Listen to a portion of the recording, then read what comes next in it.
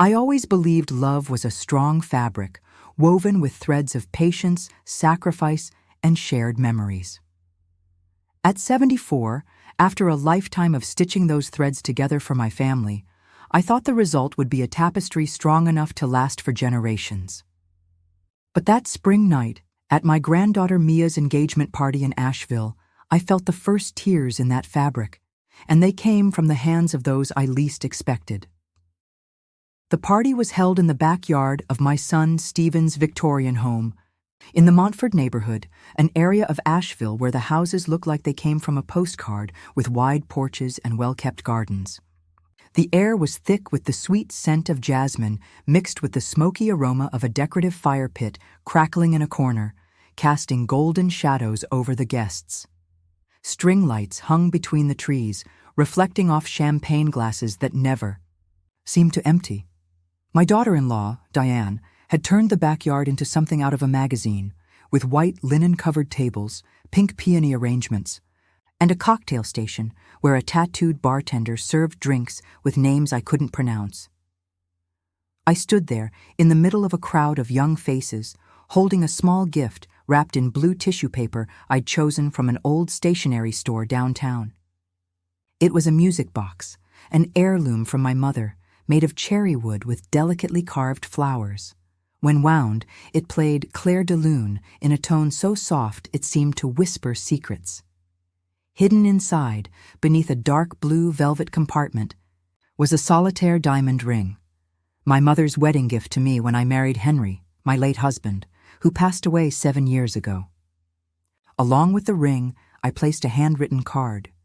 To Mia, with all the love of your grandmother, may this connect you to the women who came before you.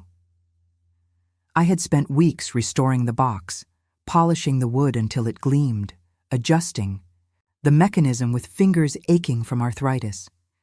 Each note brought me back to my childhood, to the nights my mother would wind it while telling stories from her youth. I wanted Mia to feel that story, to see the love I poured into that gift.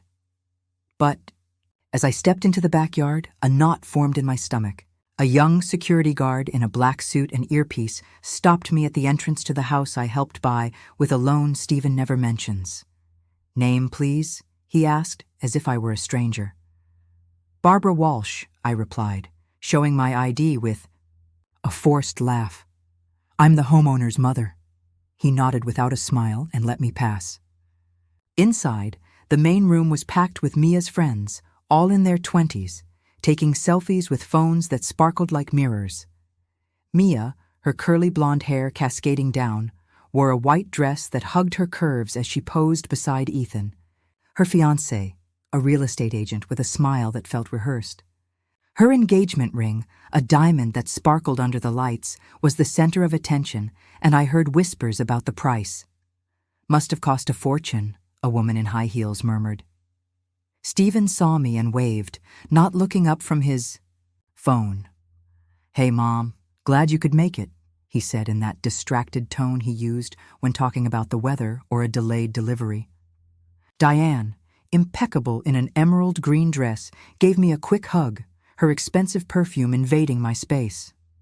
Barbara, you look lovely, she said, but her eyes were already scanning the decorations to ensure everything was perfect.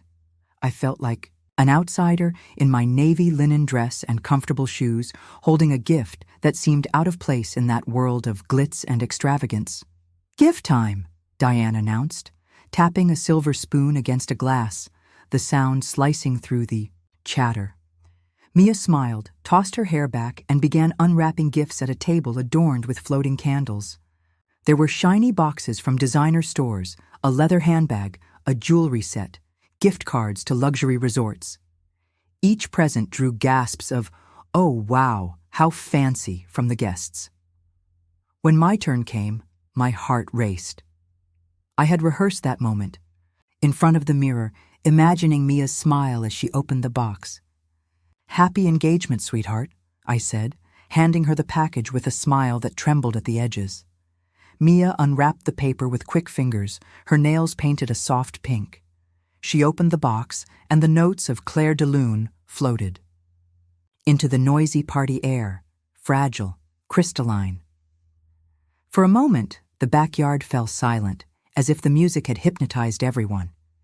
Then Mia wrinkled her nose, holding the box between two fingers as if it were a strange object. "Wow, Grandma, this is... what exactly?" Her voice was loud, tinged with a mockery that echoed across the yard. "Looks like something you'd find at a thrift store for $5. Kinda tacky, right?" Laughter came like a wave. Ethan let out a stifled chuckle, covering his mouth with his hand. Diane gave a sharp giggle, masking it with a sip of champagne. Even Stephen, standing beside me, let out a short laugh before clearing his throat and muttering something I couldn't catch. My face burned as if I'd been slapped. I wanted to speak, to explain that inside that box was a ring worth more than any gift on the table, that the card told of a love I had carried since the moment I first held her. But my voice was trapped, smothered by humiliation. "Maybe we can donate it to a charity sale," Ethan said, and the yard exploded in laughter again, each laugh cutting like a knife. My grandson Caleb, filming the party with his camera, looked at me from across the yard. His brown eyes, so much like Henry's, held a silent apology. He was the only one who seemed to see the pain behind my forced smile. I stepped away from the table, murmuring something about needing water, and retreated near the bar, pretending to adjust my shawl. I heard Diane whisper to a friend, "Barbara's always been so nostalgic. I don't think she gets what Mia actually likes." That night, driving back to my home in Asheville, the pain still throbbed, but something new was growing inside me, a quiet rage, mixed with a clarity I hadn't felt in years. My home, a 1970s house Henry and I bought when Stephen was a child, felt too quiet when I walked in. I sat in Henry's favorite velvet armchair, opened my laptop, and saw an email from Mia with the subject line, "Wedding Venue Contract." The attachment detailed plans for my cabin in the Blue Ridge Mountains, the retreat where Henry and I spent summers with our children, where I taught Caleb to paint with watercolors, where Mia, at age 10, danced barefoot on the porch to the sound of the radio. They wanted to tear down walls, replace the pine floors with white tiles, and paint everything minimalist gray. "We already sent the invitations," Mia wrote. "The designer starts next week. We can donate your old furniture to make room." I closed the laptop, my hands shaking. The cabin wasn't just a house. It was where Henry and I dreamed of growing old, where I scattered his ashes along the trail that led to the creek. They didn't ask for my opinion, just assumed I would agree, like I always had. I looked out the window at the distant lights of Asheville and felt something harden inside me. I had always been the mother, the grandmother, the widow who put family first. But that night, for the first time, I wondered, who was putting me first? The next morning, my phone buzzed with a message from Stephen. "Mom, I found an amazing retirement community in Hendersonville. I scheduled a visit for us next week just to check it out." I read the message 3 times, the weight of the word community suffocating. It was a euphemism for a future I didn't choose. I deleted the message without replying and grabbed my car keys. I needed to see the cabin, to touch its walls, to breathe in the scent of pine still hanging in the air, before they started tearing it apart. The road to the Blue Ridge Mountains wound through mist-covered hills, the cool air pouring through my open windows. My fingers, stiff from arthritis, gripped the steering wheel so tightly my joints ached. When I arrived, the morning sun lit up the wooden exterior, the windows reflecting the blue sky. But there was a black SUV in the gravel driveway, a shiny intruder that didn't belong. I pushed open the front door, its familiar creak greeting me like an old friend, and heard voices coming from the living room. Footsteps echoed on the pine floor, and the smell of coffee mingled with the natural scent of wood. I stepped into the room and saw 3 figures, Mia, Diane, and a woman I didn't recognize, holding a tablet and pointing at the kitchen wall. "This partition can come down to create an open space," the woman said, with the confidence of someone who had already planned it all. "Mrs. Walsh won't mind. She hardly ever comes here. Actually, I care a great deal, I said, my voice cutting through the air like a blade. The three of them turned, startled. Mia dropped her phone onto the dining table, and Diane, in her impeccably tailored dress, widened her eyes before forcing a smile. Barbara. What a lovely surprise, she said, stepping forward with open arms as if she could erase my presence. With a hug. We're just discussing a few updates for the wedding. We want everything to be perfect for Mia. Tearing down a load-bearing wall isn't an update, I snapped, placing my purse on the oak table Henry had built with his own hands. Who approved that? Mia stepped forward, her expression softened by that sweet tone she always used when trying to win me over. Grandma, remember last Christmas you said we could use the cottage for the wedding? We just want to modernize it a bit, make it picture perfect. You know, something that fits our aesthetic. I said you could. Use the cottage, I corrected, feeling the anger rising in my chest. I didn't agree to demolitions, or to changing what this place means. The woman with the tablet, who had introduced herself as Chloe, the designer, chimed in with a condescending smile.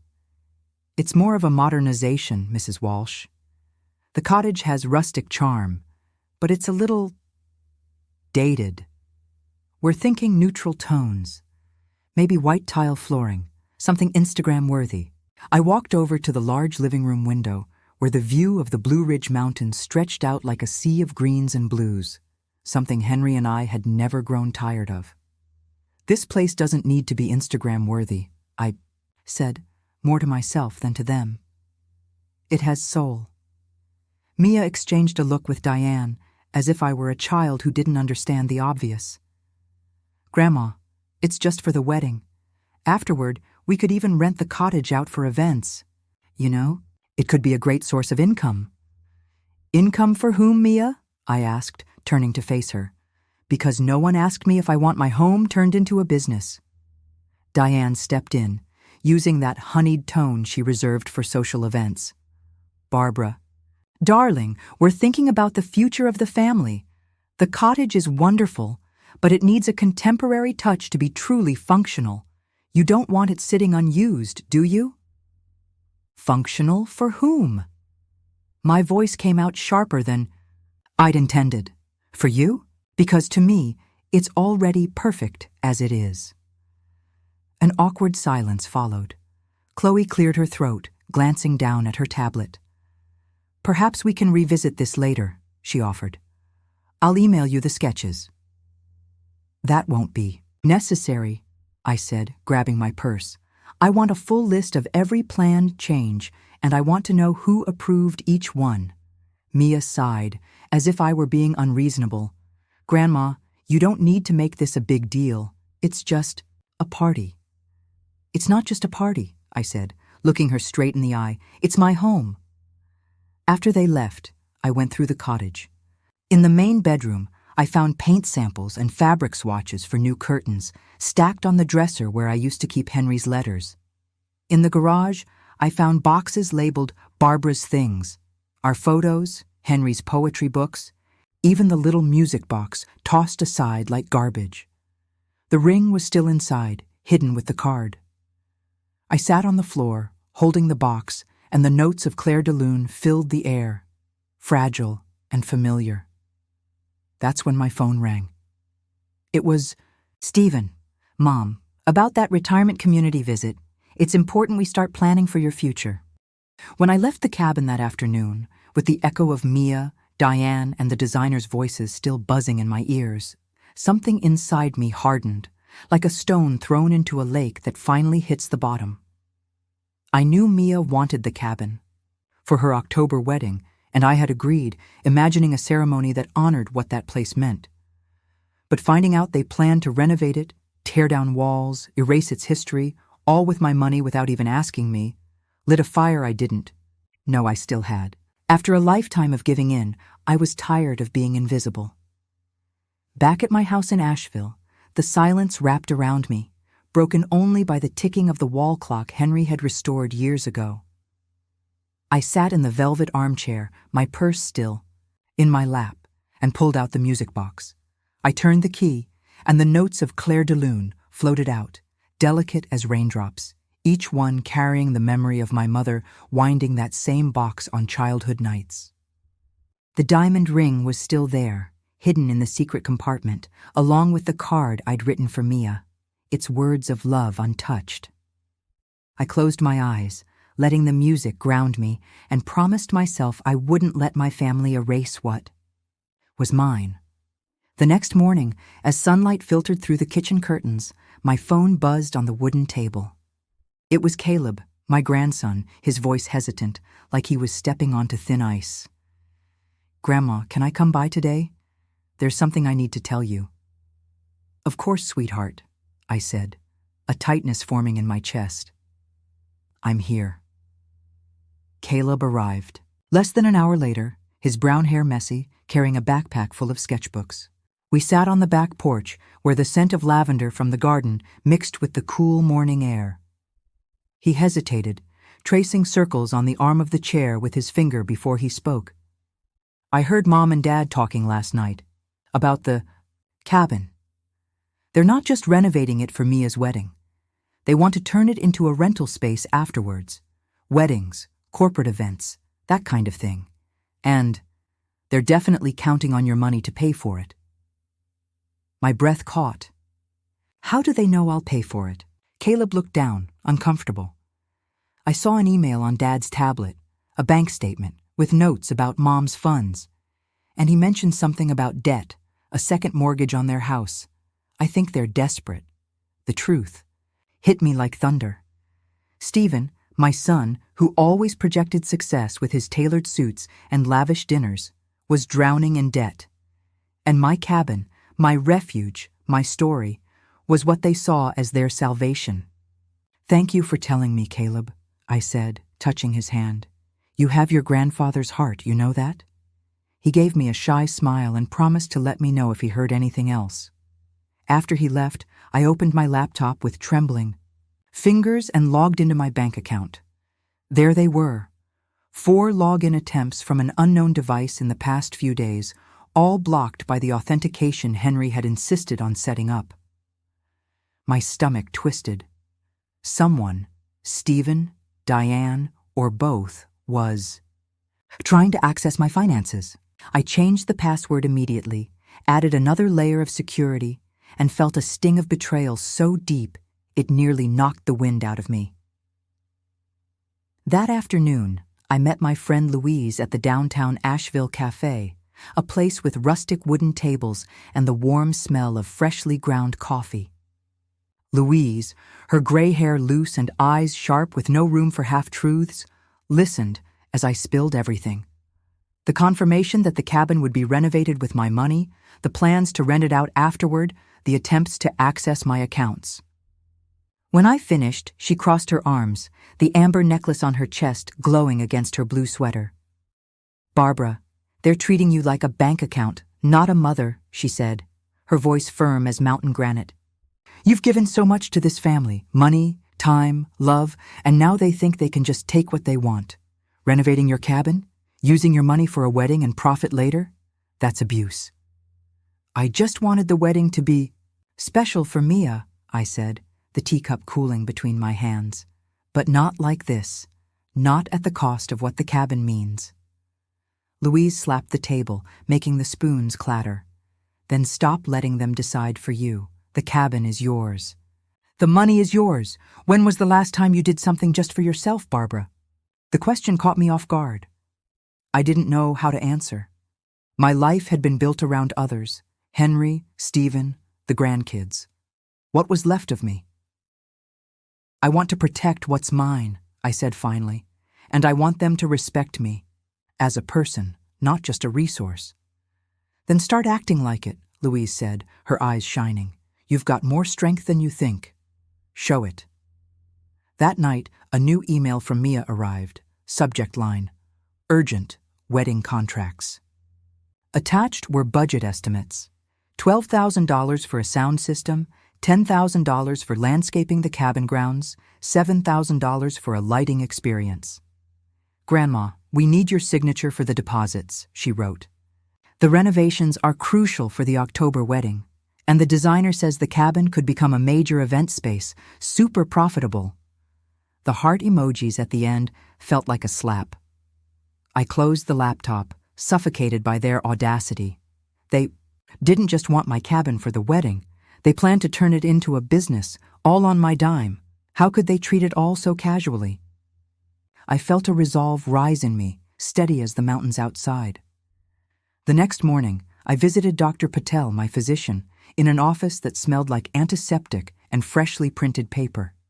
He frowned as he looked over my chart, glasses catching the glare from the screen. "Your blood pressure's high, Barbara," he said.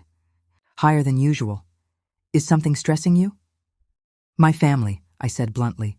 "They're renovating my cabin for my granddaughter's wedding, using my money without permission. And I think they're trying to access my accounts." He leaned back, his expression serious. "Stress like this is dangerous at your age. Family conflict can trigger real health issues, high blood pressure, even heart attacks. You need to protect yourself, not just financially." His words stayed with me as I drove home, the Asheville sky heavy with clouds. I'd survived losing Henry, a health scare in my 60s. I wasn't going to let my family break me now. That afternoon, I found an envelope in my mailbox addressed to me in cursive. Inside was a brochure for a retirement community in Hendersonville, with pictures of seniors playing chess and walking forest trails. A handwritten note in Diane's script read, "Barbara, this would be perfect for you. We could go visit." My blood boiled. They were planning to push me aside, fit me into a future I didn't choose, as if I were a problem to be solved. I sat at the kitchen table, the crumpled brochure in my hand, and thought of Louise's words. I had power, the cabin, the house, my savings. It was all in my name, just as Henry had wanted. I picked up the phone and called Robert Hayes, a longtime lawyer friend. "Barbara, what a surprise," he said, his voice warm. "What's on your mind?" "I want to protect what's mine," I said, my voice steady. "My family is renovating my cabin for my granddaughter's wedding and planning to rent it out afterward, using my money without permission. I want to know what I can do." He paused. "That's serious. Do you have the documents? Cabin deed? Bank statements?" "All of it," I said, looking at the drawer where Henry's papers were kept. "I want to meet soon."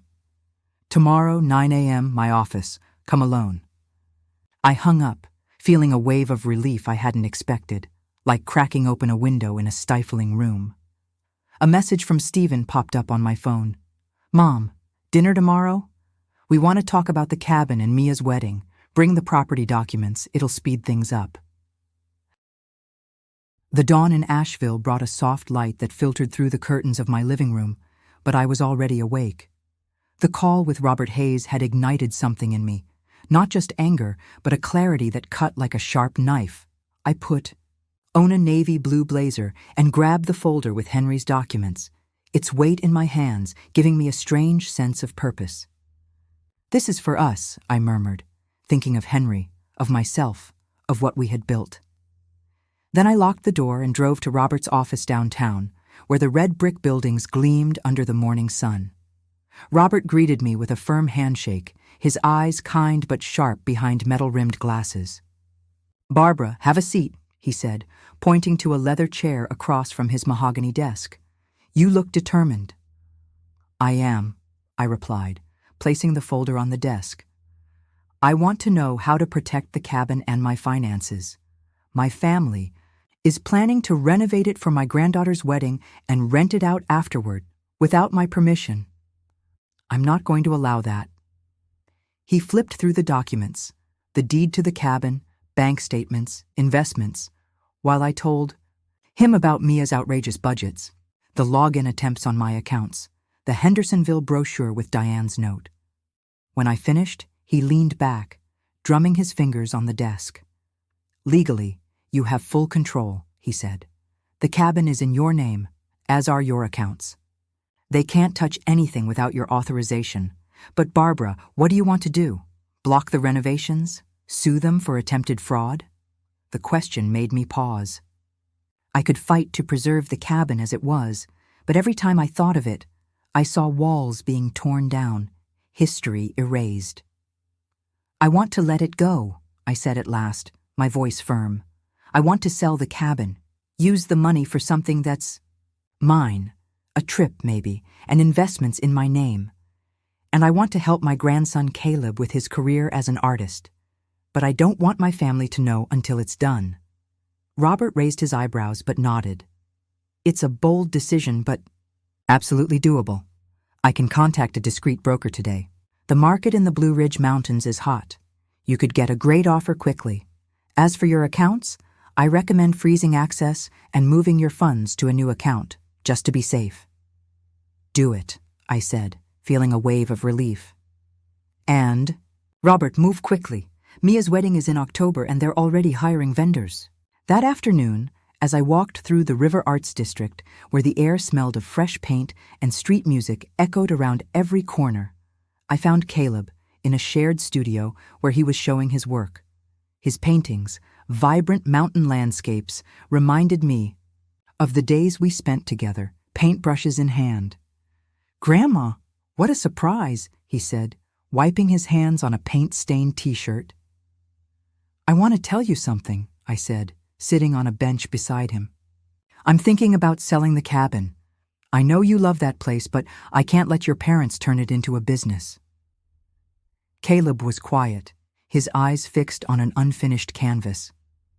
"I understand," he said finally. "That place is special, but it's not the same without Grandpa, and now with them wanting to change everything. What are you going to do with the money?"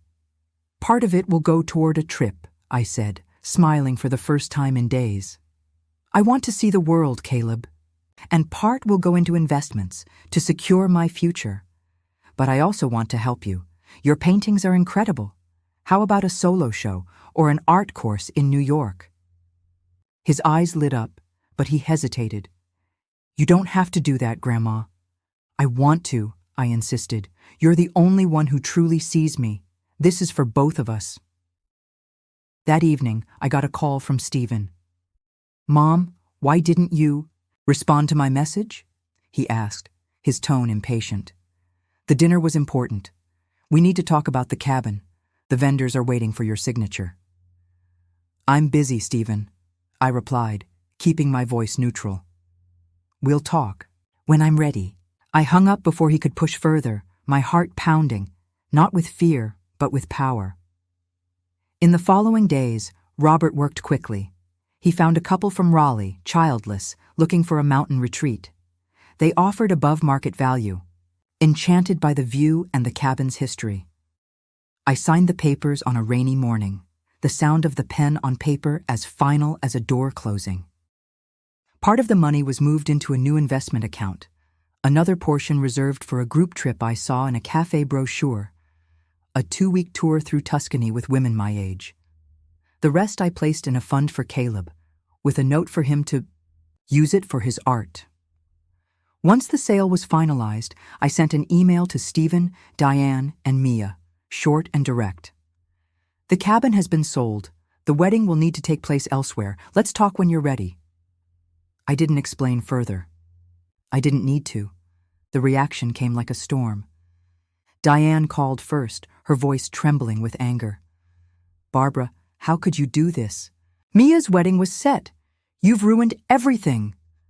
"I protected what's mine," I replied, calm but firm. "You planned renovations with my money without asking. That ends now." Stephen tried next, his tone swinging between pleading and indignation. "Mom, you don't understand. We needed the cabin for the wedding, and afterward to recover financially. How could you be so selfish?" The word selfish hurt, but it didn't shake me. "Selfish is expecting me to pay for everything while treating me like I don't matter," I said. "When you're ready to talk like an adult, I'll be here." Mia didn't call, but she sent a message. "Grandma, this is so disappointing. How am I supposed to explain this to my followers?" I read it and didn't reply, reminding myself I didn't need her approval. The following week, Diane organized what she called an intervention at the house in Montford. I arrived knowing exactly what to expect. Stephen, Diane, even Mia Sant. Ellen, sitting in a circle in the living room, their faces ranging from fake concern to open accusation. "Barbara, we're worried about you," Diane began, hands folded like it was a board meeting. "Selling the cabin was impulsive. Maybe it's time we evaluate your decision-making capacity."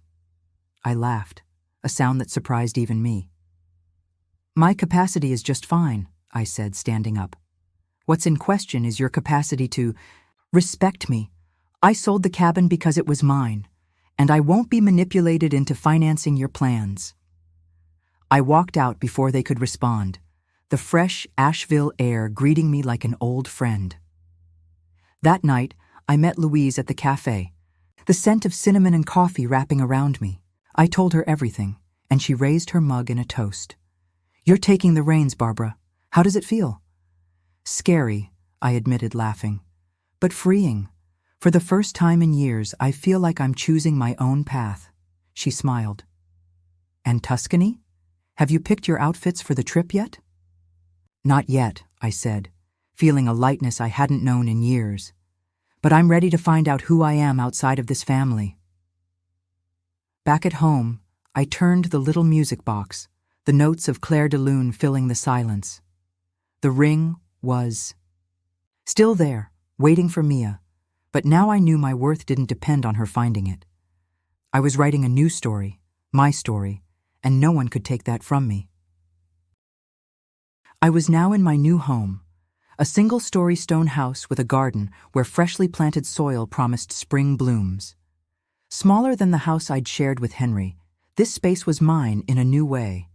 The wide windows letting sunlight dance.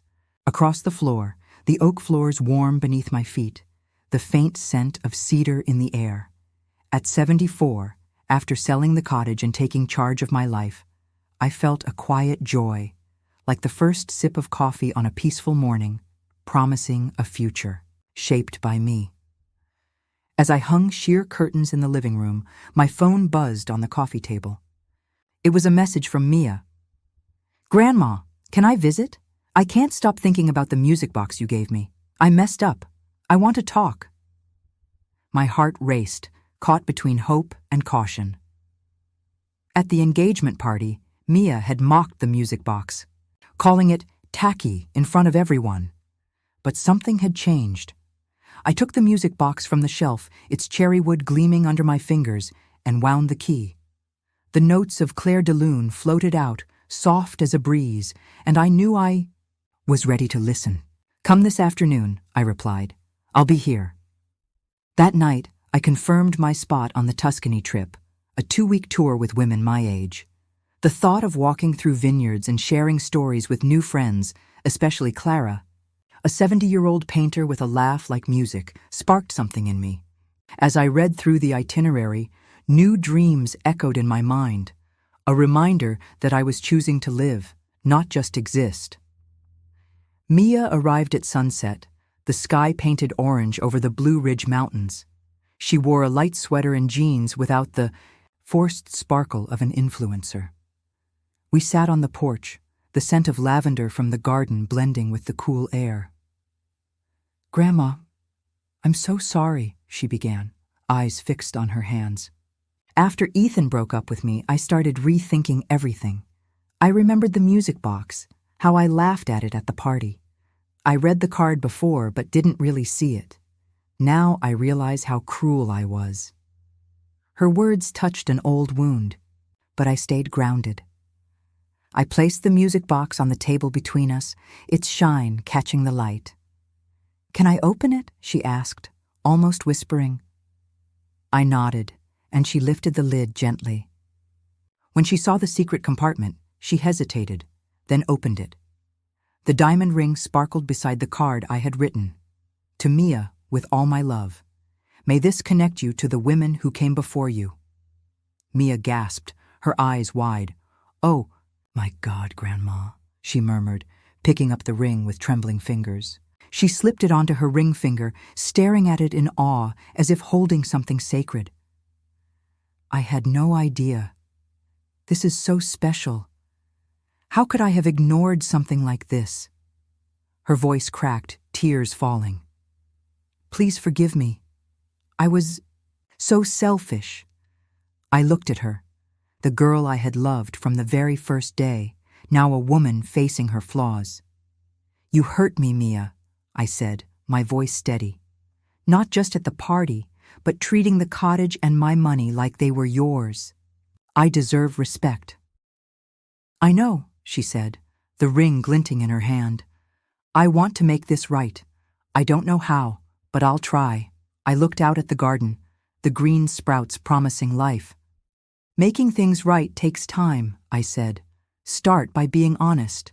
That's what I expect from you. Mia pulled a small pouch from her pocket, a delicate necklace with a pendant engraved with the letters M and C. I made this for you, she said, hesitant. It's for me and Caleb, to remind you of us. I want you to know I regret everything, and I'm trying to show I value you. I took the necklace, the metal light in my palm, and smiled. Thank you, Mia, I said, fastening it around my neck. Let's build something new, slowly. In the days that followed, I brought the house to life with my own touches. Colorful pillows on the sofa, framed photos from old trips with Henry, curtains that swayed in the breeze. Clara and I grew close, our morning walks on Asheville's trails filled with laughter and stories from our lives. The Tuscany group was buzzing with messages, planning dinners and outings, and I felt a new sense of connection, like I was forming a chosen family. Stephen showed up on a rainy morning, his coat soaked, his eyes tired. Mom, I really messed up, he said, sitting at the kitchen table, steam rising from our coffee mugs. The debts, the cottage, I thought I could fix it all without dragging you in. I'm in a financial recovery program now, trying to get things right. I looked at him, my son, so much like Henry, but with his own flaws. I love you, Stephen, I said firmly. But love doesn't mean letting you use me. Earn back my trust with your actions. He nodded, his shoulders slumped. I want to try. For you and for me. Diane sent a letter, her handwriting uncertain. Barbara, I got lost chasing appearances, she wrote. I want to be better, if you'll give me a chance. I tucked the letter away, not ready to respond yet, but open to the possibility. Caleb, on the other hand, was shining. With the fund I created, he rented a space in the River Arts District for his first show, scheduled for December. His sketches, soulful faces, blue-toned mountains, filled me with pride. You're making your way, sweetheart, I said, hugging him in the studio. Keep going. A month later, I hosted a dinner at my home, the garden lit by paper lanterns. Clara helped me hang. I invited Stephen, Mia, and Caleb, a test to see if we could weave something new. The table was simple: homemade lasagna, arugula salad, rustic bread I'd learned to bake with Clara. The scent of basil and garlic lingered in the air, mixing with the sound of shy conversation that slowly warmed. Caleb talked about his show, his excitement filling the night. Mia brought a gift, a watercolor of my garden at sunrise, painted by Caleb. For your new home, Grandma, she said, her eyes bright with a sincerity that was beginning to convince me. Stephen spoke little, but his presence felt lighter, as if he was learning how to simply be there. Diane didn't come, but she sent a bouquet of sunflowers with a note. One step at a time. As I served dessert, peach pie with a hint of vanilla, an old recipe of mine, I looked at them, my family, imperfect but present, trying. We were building something deeper, where the love I had always given was finally being met with the respect I now required. To new beginnings, I said, raising a glass of iced tea, and they toasted, a smile passing across each face. After they left, I stayed on the porch, the necklace with the M and C resting on my chest, its light weight grounding me in everything I had reclaimed. The trip to Tuscany was just days away, and I imagined the Italian hills, the taste of fresh pasta, the laughter with my new friends, each moment a new page. My home, with its garden ready to bloom, was mine. My life at 74 was mine. Under the key, starry Asheville sky, I knew this was all I needed. Thank you for listening.